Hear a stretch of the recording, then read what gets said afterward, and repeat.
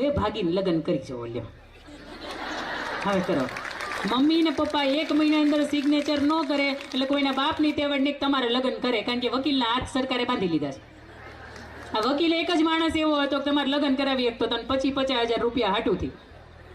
સુરતની અંદર એક કિસ્સો એવો બન્યો છે. સુરતના નામાંકિત વકીલ, મારે નામ નથી દેવું, નકર હું સુરત પહોંચું તો મારે બાજવાન થઈ જાય, દંગા થઈ જાય કે ખોટે. અને આવા દંગા આજ સુધી સમાજમાં ક્યારેય મારે નથી થાય, એટલે નામમાં નથી આપવું.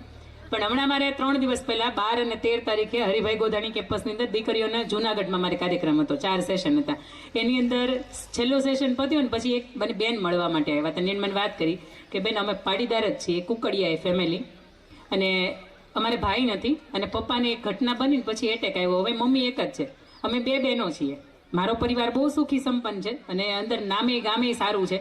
મારી બેન, મોટી જે બેન છે ને એ 45 વર્ષની છે અને એને બાબો જે છે એ 12મું ભણે છે. 17-18 વર્ષની એની ઉંમર છે. હવે મારી મોટી બેન છે ને એના હસબન્ડ એક્સપાયર થઈ ગયા અને સાસુ સસરા કોઈ હતા નહીં, ભાગીને લગ્ન કર્યા હતા જે તે સમય, પણ અમે સ્વીકારી લીધી. હવે હસબન્ડ એક્સપાયર થઈ ગયા છે, એની 45 વર્ષની ઉંમર છે. સોશિયલ મીડિયાના માધ્યમથી એને બીજી વખત પ્રેમ થયો. આ પ્રેમના ફણગા મને એમ થાય કે એની મારે એસિડ નાખી દેવું જોઈએ. આ ફૂટા કેમ કરે? 45 વર્ષની ઉંમરમાં પ્રેમ થાય, હમણાં તો ખરા, હજી બહુ ઇન્ટરેસ્ટિંગ સ્ટોરી છે. 45 વર્ષની ઉંમરે પ્રેમ થાય અને પ્રેમ કાચા કેટલા વર્ષની ઉંમરના સાથે ખબર છે? બગડે એકડે 21. જ્ઞાતિ અલગ, પાછી જ્ઞાતિ અલગ. બેને જે બેને પ્રેમ થઈ જાય.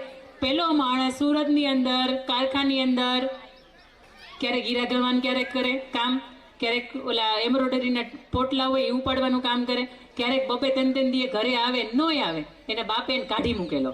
આવો 21 વર્ષનો છોકરો કે જેની હારે આ બાઈને પ્રેમ થઈ જાય. હવે એનો છોકરો 18 વર્ષનો અને એનો બાપો 21 વર્ષનો. કેવી રીતે ભેગું કેવી રીતે થાય? એટલે એના માં ન સ્વીકારે, એમ કે એક તો પહેલી વખત તે નાક તો ડૂબાડી દીધું, આ બીજી વખત હાવ. એટલે એ છોકરી જુનાગઢ છોડી, છોકરી ન કહેવાય બાઈ કહેવાય, એના છોકરાની સાથે એને જુનાગઢ છોડી દીધું ને બેન સુરતમાં આવી ગયા. સુરતની અંદર એક નામાંકિત વકીલની પાસે ગયા અને વકીલની પાસે વાત કરી, ભાઈ અમારે મૈત્રી કરાર કરવા છે. મને એમ થાય કે મૈત્રી કરારનો આ શબ્દ કોણે કાઢ્યો હશે? લગ્નની અંદર પૂગી ન હોય એટલે કે ફ્રેન્ડશિપ અમારે કરવા છે. ઓલા માણસે 15,000 રૂપિયા ખીચામાં આવે, ભાઈ ના હું કામે પાડે, લક્ષ્મી તમને ઘરે આમ ચાંદલો કરવા આવી હોય હું કામે ના પાડે, કરી દીધા. બેના લગ્ન કરી દીધા. છોકરો 21 વર્ષનો વગાડો ઢોલ, ભાઈ 45 વર્ષની વગાડો ઢોલ, અને એનો છોકરો 18 વર્ષનો વગાડો ઢોલ કે રાવ રહ્યો હારે રહ્યો. અમે લીગલી તમને કહી દીધું કે ઉજવા રહ્યો હારે દેવા મળ્યા. ઘણી સમજાવી આ દીકરી, નાની જે એની બેન હતી ને એને ઘણી સમજાવી, પણ ક્યાંય ભેગું ન થયું. એટલે પછી એ બેને મને વાત કરી કે બેન હમણાં છેલ્લા 1.5-2 મહિનાની અંદર આ ઘટના બની તમારા સુરતની અંદર, તમારે ધ્યાને છે? ના બેન નથી આ ધ્યાને. સરસ, આ હારી વાત કરી, મને મારા સુધી વાત પહોંચાડી કે મારાથી શું થઈ શકે. તમે એ વકીલને પૂછી જોવો હતો કે એને કેટલા રૂપિયા લીધા, એને જેટલા રૂપિયા લીધા હોય કે તમે ડબલ રૂપિયા દઈ પણ એને તોડાવી નાખો, હાલો હવે એ વકીલને ભેગો કરો. તો પછી વાયા એ બેને જઈને મને વકીલનું નામ આપ્યું. એ વકીલના કોઈ બીજે વ્યક્તિના માધ્યમથી મેં બીજી વ્યક્તિને વાત કરી કે આ ઘટના બની અને એ વકીલ તમારો હગો થાય છે. તમે એક વખત ફોન કરીને પૂછો છે કે આ ઘટના તમારે ત્યાં બની. અને અમારા ઓફિસમાં બેઠા અને એને ફોન કર્યો એટલે ઓલો માણસ વકીલ સાહેબ એવું કહે કે ભાઈ 15,000 ખીચામાં આવવા જોઈએ, ગમે એ બકરાને કાપી નખાય. આ ભાષા હવે શું કરી શકાય? આ ઘટના પટેલ સમાજમાં બની છે. આ ઘટના તો આમાંથી બહાર નીકળવું હોય તો કે શું બનીએ, શું કરી શકાય? 15 આપ્યા હતા, હગાઈ કરી ગયા હતા, રજીસ્ટર કરી ગયા હતા, બીજા 35 આપો એટલે છૂટા કરી દો. આ ઘટના બહુ ઓછા સમયગાળાની અંદર આ સુરતમાં બની. તમે વિચારો તો ખરા, એવું નથી કે દીકરીઓ જ ભાગે છે. એ ભાઈઓ આવું નથી દીકરીઓ ભાગે. 2-5 વર્ષના ઓલા છોકરા બિચારા એ મમ્મી આવી ગઈ, બિચારો હાંજે વાટ જોતો હોય. ગરબા ક્લાસમાં જાઉં છું, જય સીતારામ, ઓલા 2 આમામ સ્ટેપ શીખવાડે ને એની અરે વૈયા જાય. બોલો, મને એમ થાય તમારો માવતર કોણ, તમારો હારું કોણ, તમારા મોહાળ કોણ, તમારા માવતર કોણ, તમારા છોકરા કોણ ને હાવ હાલું હાલી જ મળવાનું. કોક તમને કઈક સારું શીખવાડ્યું નથી એની ઉપર મોહ આવી ગયા મગજ વગરના ઉપર. એટલે ભાઈ એનું કંઈક સારું હાલતું હતું, એવું કેમ તમને ગરબાના નામામાં દોઢિયા સ્ટેપ શીખવાડે, એ કંઈક સારી કલેક્ટરની નોકરી ન કરતો. પણ આ સુધીમાં મેં જેટલા પણ કિસ્સા જોયા છે એની અંદર બધાની અંદર એમ જ છે કે ઘરની અંદર કોઈનું કંઈ માનતા ન હોય, આખો દિવસ ગલ્લા ઉપર બેહવાનો 2-3 કલાકનો સમયગાળો એનો હોય અને કાંઈ કામ ધંધો નહીં, અને સમાજની અંદર જેટલી 12,56,000ની વાતો કરે ને એ પ્રમાણે 1 રૂપિયો એની પાસે હોય નહીં. મેં તમને કહ્યું એમ કે એક મોજા ઘડીક આ બાજુ પહેરે, પછી મોજાને આમ કરી આમ ફેરવીને પહેરે, વળી પાછું મોજા ધોવાનો કંઈ ઘરે જવાનો કંઈ વેત રહ્યો ન હોય એટલે વળી પાછા મોજાને ઊંધા કરે. બાજુમાં બેઠા હોય તો ખબર પડી છે કે 15 દીથી એકને એક મોજા ફેરવીને હાલે છે. શર્ટ તો કે ગંધાતા હોય. આવો એ માણસ મને એમ થાય કે એવો તમને ગમી હે ને જાય. તમે જોડિયોમાં જાઓ, તમારે ખીચામાં 1000 રૂપિયા હોય, એમાં તમારે એક વસ્તુ લેવાની હોય, તમે આખે આખું જોડિયાને ખોલવી નાખો છો. તમે હાડી લેવા ગયા હોય, ડ્રેસ લેવા ગયા હોય તો ઓલાને દુકાનવાળાને એમ થાય કે હવે કાં તો બેન વયા જાય સારું, અને કાં તો 1000 રૂપિયાની લઈને વયા જાય તો સારું, પણ હવે આ વયા જાય તો સારું. તમે એક જે આ વસ્ત્ર છે કે જે 2, 4, 5 મહિનાની અંદર તૂટી જવાનું, વર 2 વર્ષની અંદર તમે બદલી નાખવાના છો, એમાં તમે 1000 રૂપિયાનું રોકાણ કરો તોય તમને મને એમ થાય કેટલું બધું જોવો છો. તમે 20 રૂપિયાની તાવડી લેવા જાઓ તો ન્યાય એમ ટપરા મારે, તૂટી નહીં જાય ને.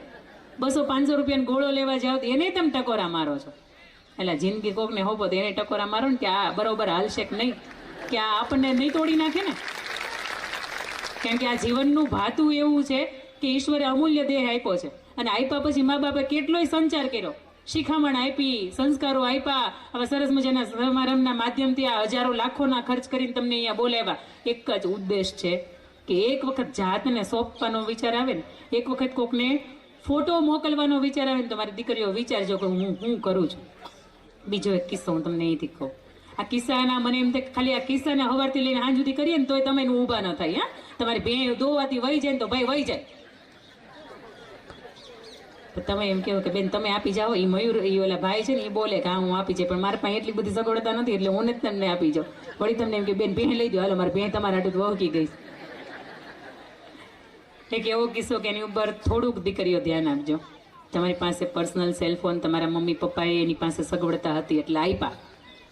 લાગતપુરની અંદર બનેલો આ કિસ્સો આજથી 2-2.5 વર્ષ થયા હશે. ત્યાં મારો એક સેશન હતો, એમના ઘરે મારો રોકાવાનું થયું, વાત થઈ કે આ દીકરીનો મેં કીધું દેખાવમાં તો બહુ સરસ લાગતી હતી, આ મેં ફોટો જોયા હતા, કેમ પતલી થઈ ગઈ. અને પછી એના માતૃશ્રીમાં નાખી વાત કરી કે બેટા ઘટના એની સાથે શું બની છે.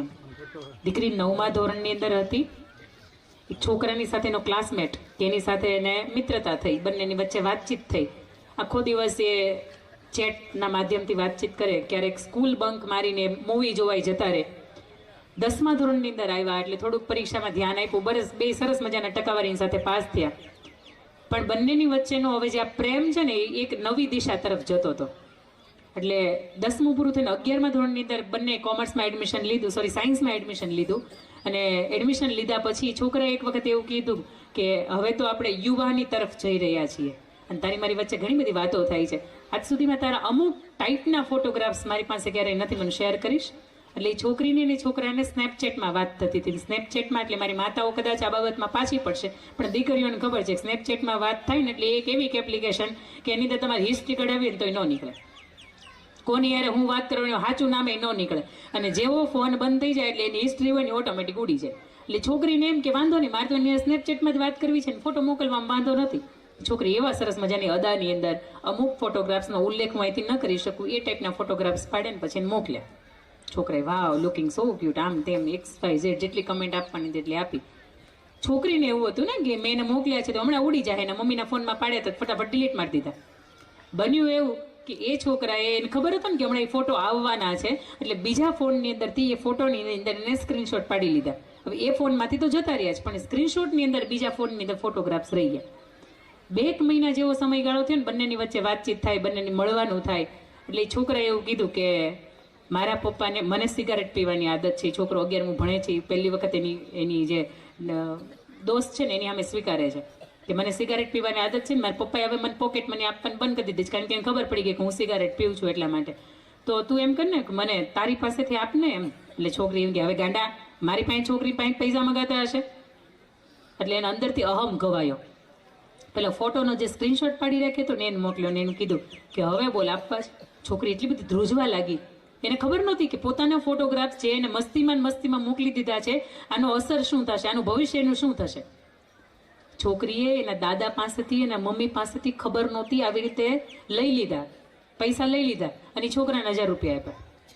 વળી પાછા 5-7 દિવસ થયા ને એટલે નજર પડી તારાની અંદર બ્રેસલેટ બહુ સરસ પહેર્યું છે, આપી દે ને. છોકરીએ ના પાડી. પાછું એને દરીને ધમકી બતાવી કે જો જેવા ફોટોગ્રાફ્સ મારી પાસે છે. એ છોકરીએ 10 વર્ષની થઈને 11મા વર્ષની અંદર પ્રવેશ કર્યો એટલે એના પપ્પાએ હરખથી સરસ મજાનું બ્રેસલેટ બનાવી દીધું હતું. આ બ્રેસલેટ એને છોકરાને આપી દીધું. મમ્મીને એવું કીધું કે મમ્મી સ્કૂલેથી આવીને રડતી આવી. મમ્મી કે કેમ બેટા રડો છો?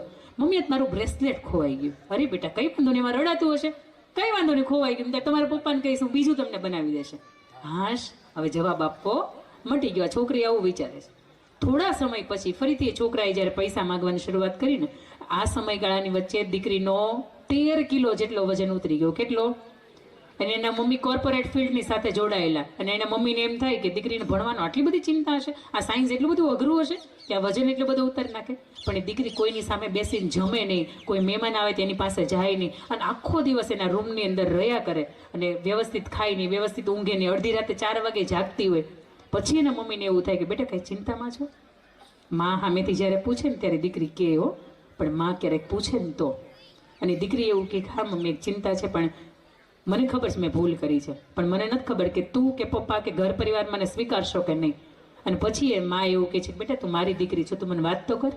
અને પછી એ દીકરી વાત કરે છે કે મમ્મી મારાથી આવી ભૂલ થઈ ગઈ છે, મેં મારા અમુક ટાઈપના ફોટોગ્રાફ્સ એ છોકરાને મોકલી આપ્યા છે. આ એ છોકરો છે, 9મા ધોરણથી મારે એની ફ્રેન્ડશિપ છે, મારે એની વચ્ચે કોઈ એવા રિલેશન નથી, પણ હવે એ છોકરો મને એવું કહે છે કે તું મને હોટલમાં મળવા આવ. અને મને એવું લાગ્યું ને કે આ મારથી સહન નહીં થાય, એટલા માટે મારી મા તને કહેવું પડ્યું કે મને આમાંથી બાચવું છે, મને આમાંથી બહાર નીકળવું છે, મને તું નીકાળ. અને એ દીકરીને નીકાળવા માટે એની માં છે એને ડાયરેક્ટ સ્કૂલે જાય, પેલા છોકરાને ડાયરેક્ટ એને ગાડીમાં બેસાડે ને એવું કે કાનમાં લઈને જવાનો છે. એટલે છોકરાને તેમ થાય ને કે હા મારી બેનપણી જે છે ને એને મમ્મીની સાથે મિત્રતા હબ કરી લો. બહાર નીકળું નહીં, કીધું તાર બાપને ફોન કર, મારે એને બોલાવો છે. બોલા, એને મમ્મી પપ્પાને બોલાવાય. છોકરાનો ફોન હતો એને લીધો અને ડાયરેક્ટ પોલીસ સ્ટેશન પાસે ગયા. ત્યાં પોલીસ સ્ટેશનને જઈને વાત કરી કે મારી દીકરીને આવી રીતે બ્લેકમેલિંગ કરે છે, અને ટોટલી એના ફોટોગ્રાફ્સ, એના બેકઅપ આઈડી, એનો ફોન બોન બધું એનું ધ્વસ્ત કરી નાખો. જે પોલીસ હતું એને બધું કસ્ટડી અંદર એનું લઈ લીધું, અને એની મમ્મી પપ્પાની પાસે લેખી તપાયું કે આજ પછીથી તમારો દીકરો જો મારી દીકરીને કોઈ પણ રીતે હેરાન કરશે ને તો પછી હું ચલાવીને હું મોટો એને અમે કાર્યવાહી કરીશ. મારા વાતના માધ્યમથી કેવું છે કે તમે પણ જ્યારે સેલ્ફી મોકલો ને કોઈ કેમ મોકલે ને, વાવ બહુ સારું લાગે બેટા, બહુ સારું લાગે. પણ આ ફોટોગ્રાફ્સનો ઉપયોગ ક્યાં કેવી રીતે લોકો કરશે ને તમને નથી ખબર. અને એ દીકરીના જીવનની અંદર એને માં બચાવવા આવીને બચી ગઈ, પણ દરેક માં એવી નથી કે દીકરીને પૂછે કે બેટા તને શું થાય છે. હમણાં ભાઈ અહીંયા બેન વાત કરતા હતા એમ કે ગર્ભની અંદર હોય દીકરી અને 2 વખત એમ પડખું ફરે ને તોય ખબર પડે કે દિશા એને બદલી. એ 18-22 વર્ષની થાય, 15-17 વર્ષની થાય, એની હાલ બદલે, એની ચાલ બદલે, એના વિચાર બદલે, એના શોખ બદલે, એની કોઈની હારે બોલવાની ભાષા બદલે, એના વોઇસ ટોન બદલે, એને તમારી સાથેનો જે સંબંધ છે, જે તમારી સાથેની આત્મીયતા છે, આ બધું બદલે તો તમને ખબર ન પડે કે એનામાં કંઈક પરિવર્તન છે. આ પરિવર્તનને પારખતા મા તરીકે આપને બધાને એટલી વિનંતી છે કે દીકરીના તમારું ચપ્પલનું માપ એક થઈ જાય ને એટલે એની મિત્ર બની જવાનું છું. કારણ કે આ ટિકટોકની જનરેશન છે ને, તમારું ટકટક એને નહીં ગમે. તમારું ને એનું કપડાનું માપ એક થઈ જાય એટલે તમારે એની માં મટી જવાનું, મિત્ર બની